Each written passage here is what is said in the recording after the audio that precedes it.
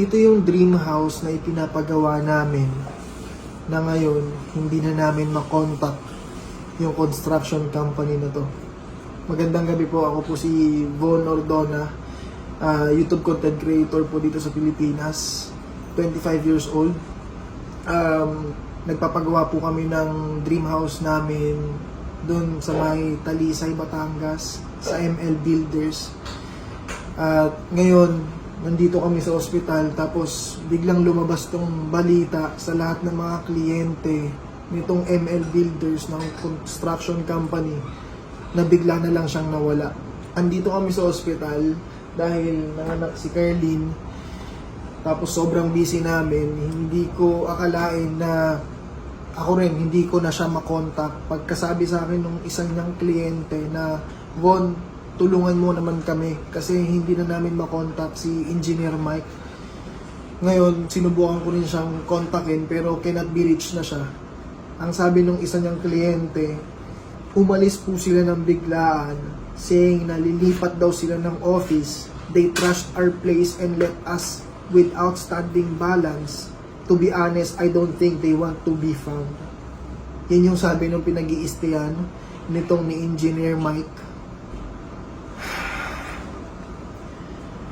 Ginawa ko tong video na to para manawagan sa'yo. Alam kong hirap na namin ikaw makontak. Kahit mga kaibigan mo, kahit mga katrabaho mo, mga empleyado mo, iniwan mo na sa ere. Maski yung pamilya mo, kapatid mo, misis mo na may baby, buntis, iniwan mo rin. Ngayon, Mike, Engineer Mike, nakikipag-usap ako sa'yo through my heart na pare, sana lumabas ka, sana magpakita ka. Dahil hindi biro yung lahat ng kliyente na nagtiwala sa'yo. We trusted you. We gave you the money na pinundar namin para sa bahay na buong buhay namin, buong puso namin pinagtrabahuhan. At kahit ako, parang hindi lang to laban ko eh. Ang laki ng nawala sa aking pera.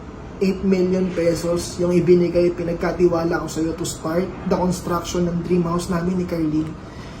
Ngayon, hindi lang pala sa akin, hindi lang pera ko yung nawawala, hindi lang yung house namin yung titigil at ihinto yung construction. Sobrang dami mo pang mga ongoing projects na bigla mo na lang silang iniwan, bigla mo na lang silang hindi ka na makontak. Wala na silang kasiguraduhan kung pinapasahod mo pa, kung binibigyan mo pa ng sahod yung mga trabahador mo dun sa mga site na mga lupa nila. Ngayon, nakikiusap ako sa iyo, Engineer Mike, na sana magpakita ka until Monday.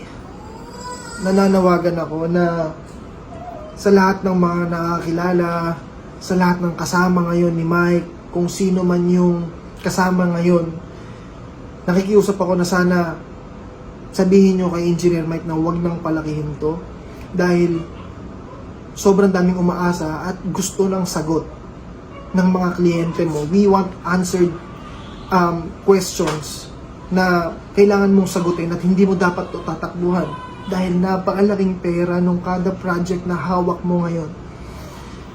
Engineer Mike, na sinasabi ko ulit na huwag mong takbuhan to. Sana makipag-contact ka sa amin, mag-activate ka ulit ng Facebook page mo. Dapat ma-reach ka namin through your phone until Monday.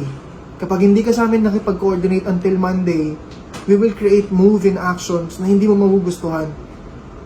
And hindi lang to sa akin. Buong pamilya ko, hawak ko rin dito. Pangarap namin na bahay, yung ipinagtiwala namin sa'yo. At hindi ako nag-iisa. Napakadami naming kliyente, project na ipinagkatiwala sa'yo. Kaya sana, kahit ngayon lang, pare, maniwala ka na wag ka nang sumisid pa sang malalim sa karagatan, wag ka nang sumisid ng malalim sa problema, pre. Huminga ka, magpakita ka, lumitaw ka. Para sa'yo to.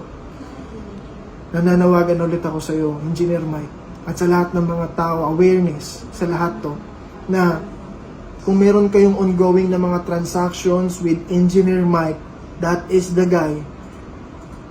Kontakin nyo po ako, personal nyo akong kontakin.